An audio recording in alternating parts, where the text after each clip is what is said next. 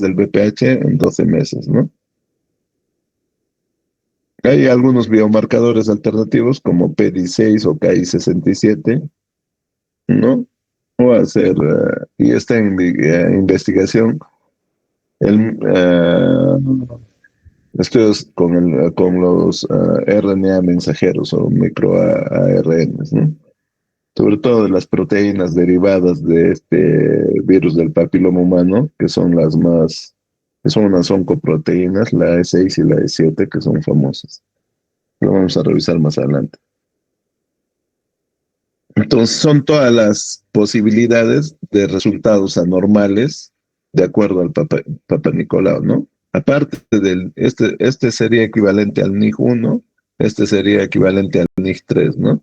Lesiones intracervicales leves, lesiones intracervicales de alto riesgo, ¿no? Este es de bajo riesgo, de alto riesgo, y células glandulares atípicas, ¿no? Entonces, si yo tengo un NIG2, un NIG3 o células glandulares atípicas, ese paciente sí o sí debería ir a una colposcopía más biopsia inmediata. Si yo tengo células glandulares atípicas en mi resultado de citología, debería ir a colposcopía más una biopsia de endometrio. Si yo tengo un NIG1 e incluso un NIG2, si es pacientes menores de 30 años, tendríamos que hacer un seguimiento. Y si es en mayores de 30 años, deberíamos someterlos a una colposcopía si mi test del virus del papiloma humano salió positivo, ¿no?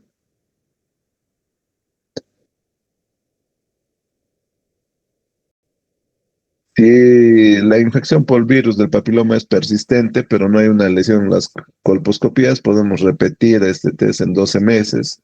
Y si sigue positivo, incluso podríamos considerar una biopsia aleatoria, una excisión diagnóstica, ¿no?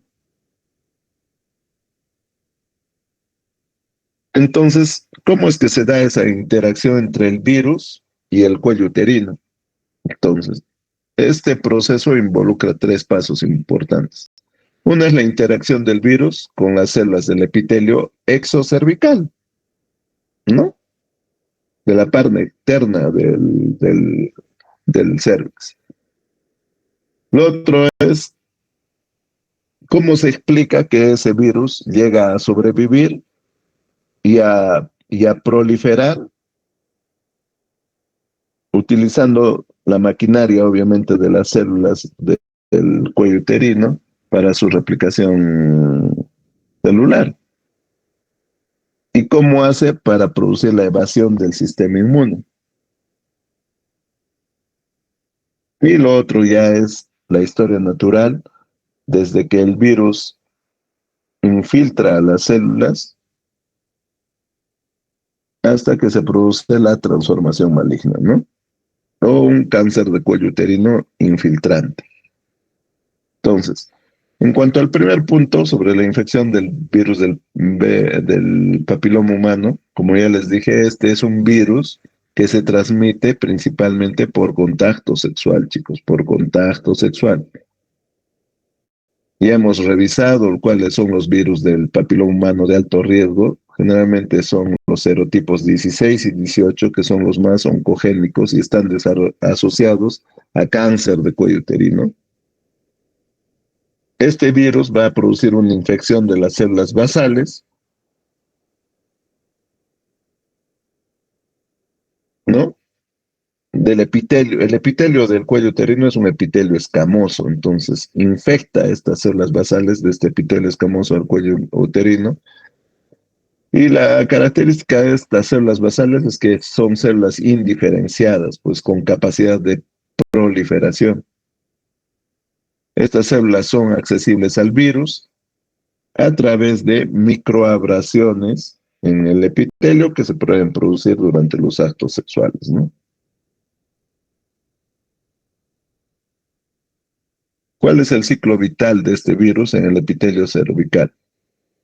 El genoma de este virus se mantiene en forma episomal, generalmente fuera del ADN celular en las células basales, y a medida que las células se van diferenciando y migran hacia las capas superficiales del epitelio, el virus activa la replicación de su ADN y la producción de proteínas virales. esa expresión de proteínas virales, que son de 4 tipos, la E1, la E2, la E6 y la E7. Estas proteínas son cruciales para la replicación del virus y la transformación celular, pero la E6 y la E7 son oncoproteínas que interfieren con los mecanismos de control del ciclo celular. ¿Cómo es que se produce la evasión del sistema inmune? A través de una expresión viral limitada inicialmente en las células basales. La expresión de estas proteínas virales, la E6, la E7 que hemos revisado, es baja, lo que reduce la detección por el sistema inmune. Y por otro lado, hay una inhibición de la respuesta inmune. Y las responsables de esta inhibición de la respuesta inmune son las proteínas E6 y E7 del virus, que intervienen con la presentación de antígenos y la producción de interferones, lo que permite la persistencia del virus. Luego una fase de la integración del ADN viral y la transformación maligna. Esto, sobre todo es pacientes que tienen infecciones pues, persistentes por este virus del papiloma humano. Obviamente el ADN viral se integra al genoma de las células del epitelio escamoso, y este es un paso crítico para la carcinogénesis. Hay una pérdida del control del ciclo celular, y para la pérdida del control celular justo esas proteínas son las más importantes. La proteína E7, que se une y degrada a la proteína del retinoblastoma. Recordemos que la proteína del retinoblastoma es un gen supresor tumoral. O sea, inhibe la proliferación, pero si esto está mutada ya no va a inhibir la proliferación pues, de células. Lo que libera el factor de transcripción F2-alfa y promueve la proliferación celular descontrolada. Y la proteína E6, que se une a la proteína P53. Y recuerden que P53 también es un gen supresor tumoral clave. La degrada y esto impide la apoptosis, o sea, hace que esas células sean inmortales. Y de esta manera se permite la acumulación de más mutaciones, ¿no? Y por otro lado, la inestabilidad genómica, la integración del ADN viral y la actividad de estas oncoproteínas, la E6 y la E7, conducen a una inestabilidad cromosómica y a un mayor número de mutaciones, ¿no? Y finalmente se va a producir la presencia de lesiones premalignas y cáncer, ¿no? Esto debido a una infección persistente del virus, sobre todo de los virus del papiloma de alto riesgo, los serotipos 16, 18 que hemos revisado, que pueden causar desde neoplasias intracervicales de bajo grado hasta neoplasias intracervicales de alto grado, obviamente cáncer in situ y cáncer infiltrante finalmente, y finalmente proliferar a todos los tejidos del cuerpo, ¿no? ¿Qué factores pueden coadyuvar a que se potencie esta interacción entre el virus y el cuello uterino de las mujeres? Inmunosupresión. Inmunosupresión. Todo lo que produzca inmunosupresión, incluido el alcohol, el tabaco, uso prolongado de anticonceptivos orales, la multiparidad, pueden aumentar el riesgo de progresión a cáncer. Infecciones como el VIH que hemos revisado, herpes simple, pueden facilitar la persistencia de la infección por este virus y también la carcinogénesis, ¿no? Nosotros ya tenemos detectado al paciente, ya sabemos que tiene una lesión en el cuello uterino y le hacemos una biopsia, ¿no? ¿Cuál es la posibilidad histológica de esa biopsia? Que el 80-90% de casos va a ser carcinoma de células escamosas. Este carcinoma de células escamosas es el tipo histológico más frecuente, que es derivado del epitelio escamoso, obviamente del exocervix, o de la zona de transformación. Y tiene varias variantes histológicas, queratinizante, no queratinizante, basaloide, verrucoso, linfocítico, papilar escamosos. Todas son carcinomas de células escamosas. Entonces, el cáncer, histológicamente hablando, el cáncer más frecuente de cuello uterino es un carcinoma de células escamosas. Hay un grading histológico según la OMS desde el G1 hasta el G3, bien diferenciado hasta pobremente diferenciado. Bien diferenciado se dice cuando más del 75% de células maduras están con queratinización, a diferencia de las pobremente diferenciadas, que menos del 25% hay de células queratinizadas y hay una tipia marcada, ¿no? ¿Qué otra posibilidad hay de cáncer en el cuello uterino? Que es poco frecuente, que puede llegar a ser el 10 al 20%, es adenocarcinoma. Sobre todo esto se puede dar a nivel del endocervix. El endocervix es ese canal que termina en el exocervix. Y tiene una serie de variantes, ¿no? Adenocarcinoma de tipo usual, de tipo intestinal, de tipo endometrioide, de células claras, seroso, mesonéfrico. Otra posibilidad es que sea una combinación de ambas, que sea un carcinoma adenoescamoso, que es raro, 5 a 10%. Hay un componente dual, escamoso y glandular, que es de peor pronóstico y obviamente necesita estudios de inmunohistoquímica para confirmar, ¿no? Si tiene el componente escamoso, va a marcar P40 y citoqueratina 5 y 6. Y si tiene el componente glandular, va a marcar CEA o MUC5AC, ¿no? Otra posibilidad mucho más remota son el asiento de tumores neuroendocrinos, pero eso es menos del 1%, chicos, menos del 1%. Entonces, los hallazgos claves en el diagnóstico diferencial, obviamente, es con lesiones benignas, ¿no? Adenocarcinomas in situ, displasias escamosas, ya sea de bajo grado, de alto grado, los famosos NIG1, NIG2, NIG3, o LIEs, ¿no? LIE de alto grado, LIE1, LIE2, LIE3. La biología molecular, obviamente, para demostrar la presencia del virus y sus diferentes serotipos, ¿no?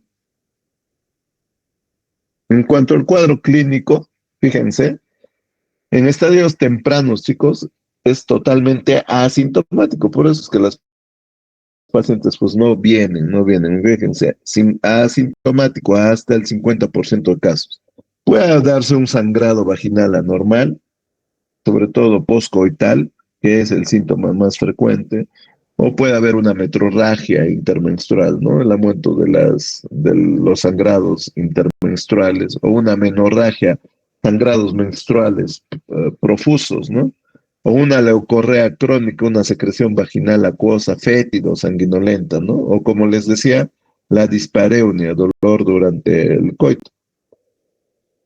En estadios avanzados, que va desde el 1B2, porque el tumor acá en el 1B2 se caracteriza porque el tumor mide más de 4 centímetros, o sea, es un tumor grande que de repente no puede ser ni operado, hasta el 4B, que es una paciente que tiene metástasis, ¿no? ¿Por qué acuden más los pacientes? Por hemorragia vaginal. Sangran y sangran y sangran y sangran. Obviamente el sangrado les va a llevar a una anemia secundaria. Dolor pélvico y abdominal por invasión de los paramétrios, ¿no? O sea que el cáncer ha salido lateralmente y ha comprometido ese tejido de sostén que son los paramétrios, ¿no? Síntomas urinarios, disuria, hematuria, hidronefrosis. Cuando hay hidronefrosis, estadio clínico 3B.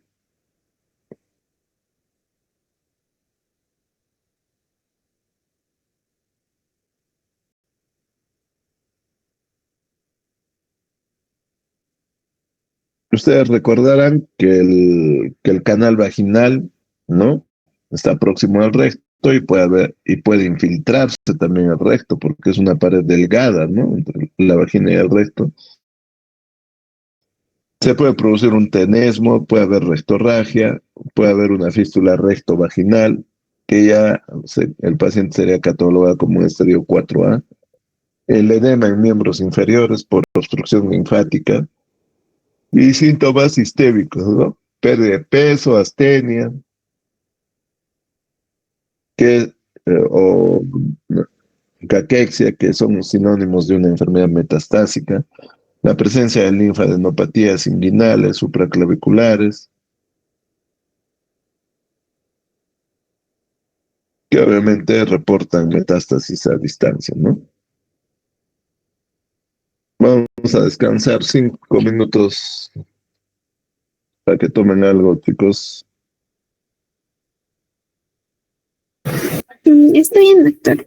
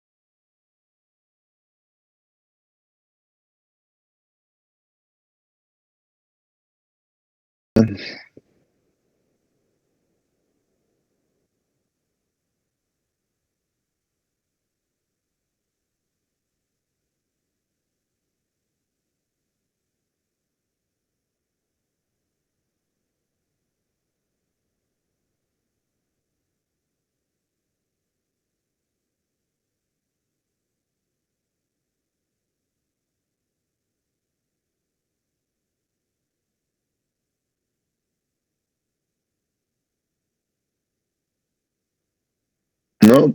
En los riesgos físicos, cuando hacemos la especuloscopía, hay un espéculo que obviamente se coloca a nivel del conducto vaginal para una mejor visualización del exocervix.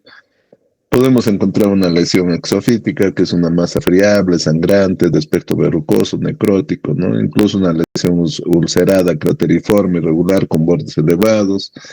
Un cervix en barril, que es el agrandamiento difuso, ¿no? Por producto de la infiltración tumoral, o secreción purulenta, abundante, fétida, maloliente, ¿no? Producto de la necrosis tumoral generalmente. Al tacto vaginal o rectal podemos evidenciar induración parametrial, que significaría que los parámetros están infiltrados, y esto se caracteriza porque estos se encuentran fijos, rígidos en el tacto bivanual, ¿no? El fornix vaginal acortado por extensión superior del tumor, o una masa pélvica fija que sugiere extensión a órganos adyacentes, vejiga, recto, etc. El diagnóstico diferencial con todas otras patologías propias del cuello uterino, ¿no? Cervicitis crónica, pólipos cervicales, miomas cervicales, endometriosis cervical, o metástasis al cervix de otro tipo de cánceres, como el cáncer de endometrio o el melanoma, que pueden producir lesiones a nivel cervical, que es poco frecuente, la verdad. ¿No? Factores de riesgo clínicamente relevantes, obviamente la infección por el virus del papiloma humano, el tabaquismo, imagínense, aumenta el riesgo en 2 a 4 veces, obviamente por los productos carcinogénicos que se liberan producto de la combustión, ¿no? Pacientes inmunodeprimidos, pacientes multíparas o nulíparas con uso prolongado de anticonceptivos orales mayor a 5 años, o exposición a dietilestilbestrol. Doctor, disculpe, pasó la diapositiva porque no siguen hallazgos del examen físico. Acá, ahora pasó. Ajá, sigue en examen físico. Es que no está en modo presentación, ¿Sí? doctor. A ver, Ujú. a ver, un rato, un rato, un rato.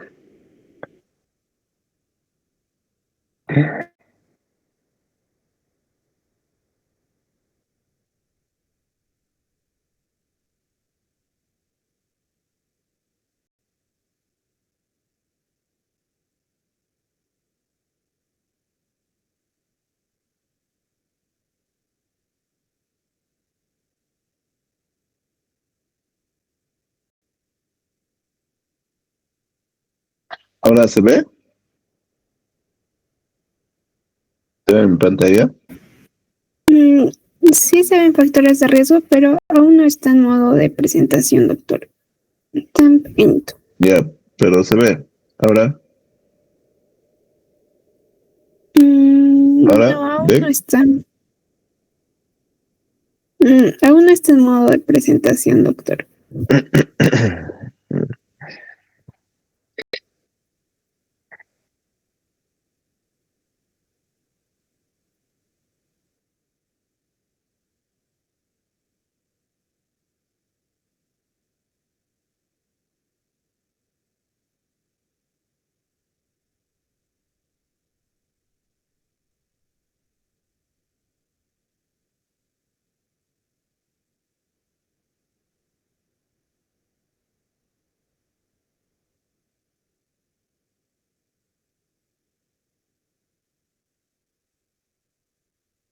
Ahora se ve.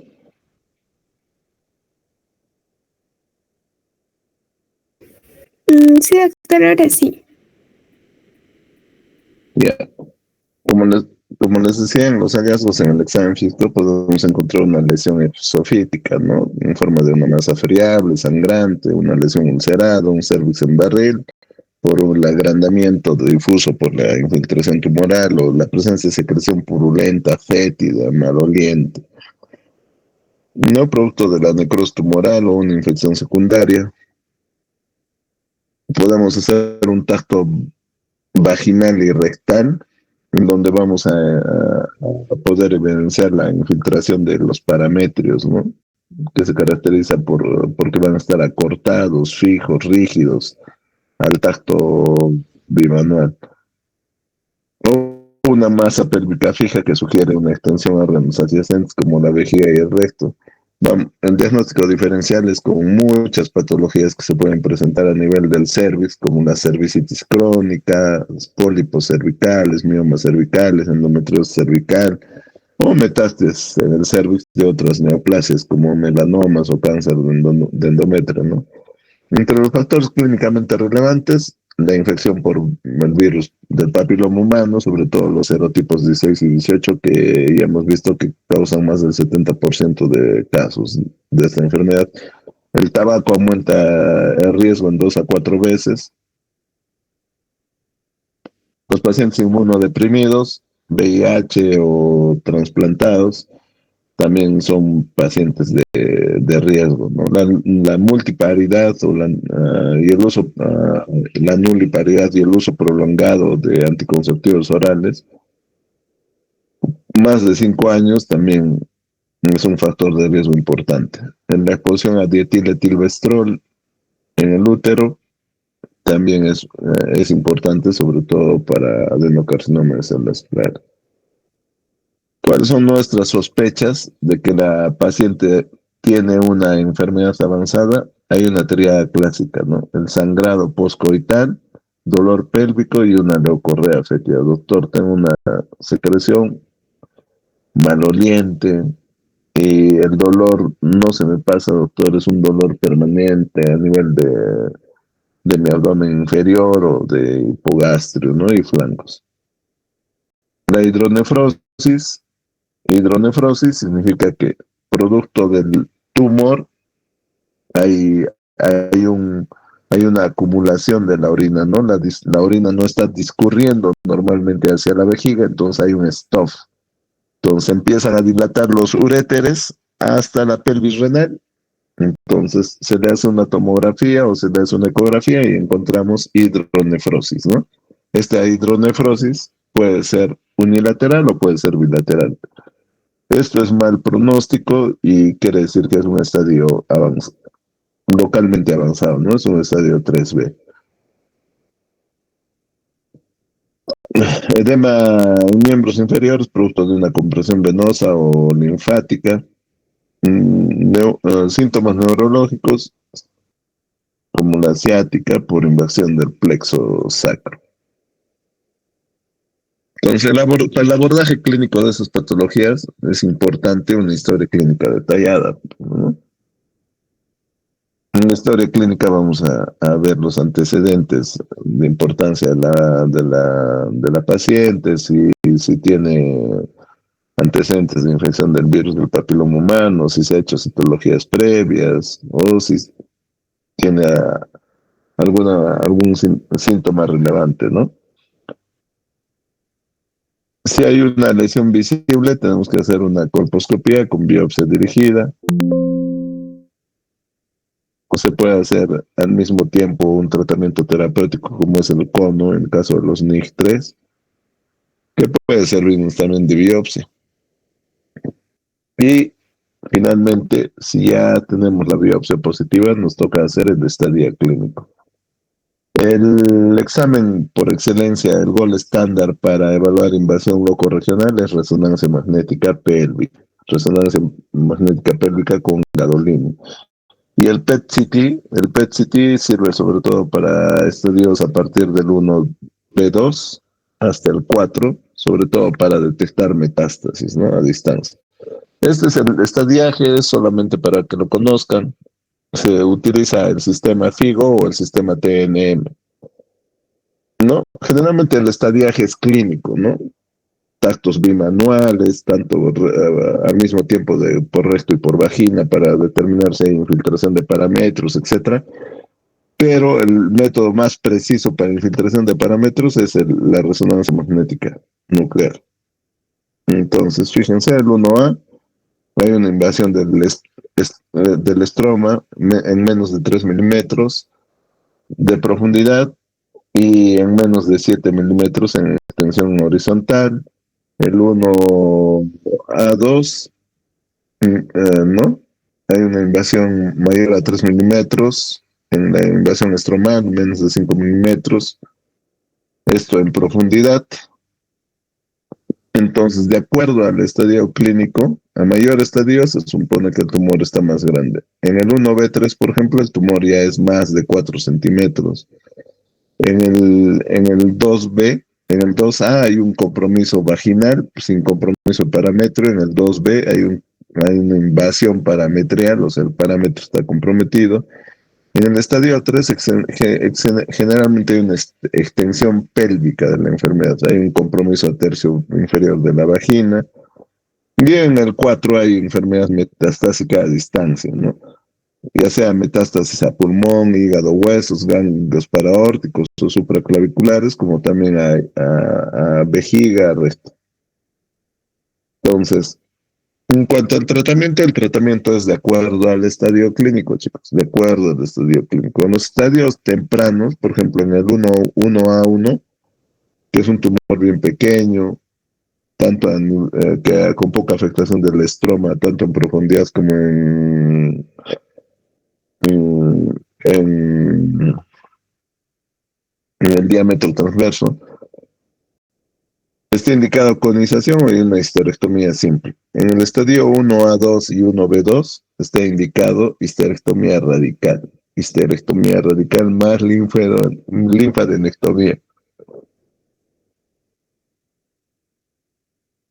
En el estadio 1B3, y este es el 2A del TNM, está indicado quimio-radioterapia más braquiterapia o cirugía. A partir del 2B al 4A, radioquimioterapia definitiva. Acá la quimioterapia se usa como un radiosensibilizador para potenciar el efecto de la radioterapia, nada más. Y en el 4B, cuando hay metástasis a distancia, no nos queda más que suministrar la quimioterapia de manera indefinida, de manera indefinida.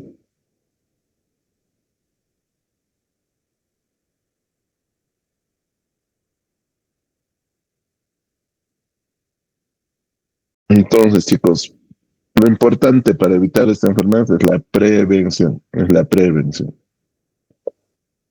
Posibilidad de cura, ¿no? Hasta el estadio 4A, entre comillas. Pero obviamente, a mayor estadio, mayor posibilidad de que la enfermedad vuelva en el futuro, a pesar de haber recibido los tratamientos oportunamente, etcétera, etcétera, etcétera. El estadio 4A y 4B obviamente son estadios irreversibles, no se van a curar, no se van a curar. Lo más probable es que el 4A recaiga y obviamente el 4B, ya se dice 4B porque ya las metástasis están diseminadas.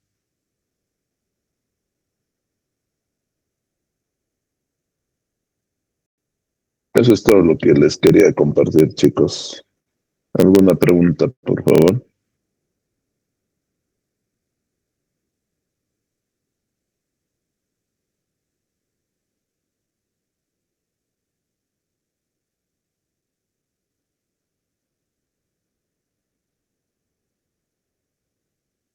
¿Alguna pregunta, chicos? Sobre cáncer de cuello uterino. Todo está claro, han entendido, no han entendido. Tenemos varias herramientas de prevención, chicos, desde las vacunas. No sé de cuántas de ustedes se han hecho vacunar, si se han beneficiado, no se han beneficiado. Y si no, sería importante que se vacunen, ¿no?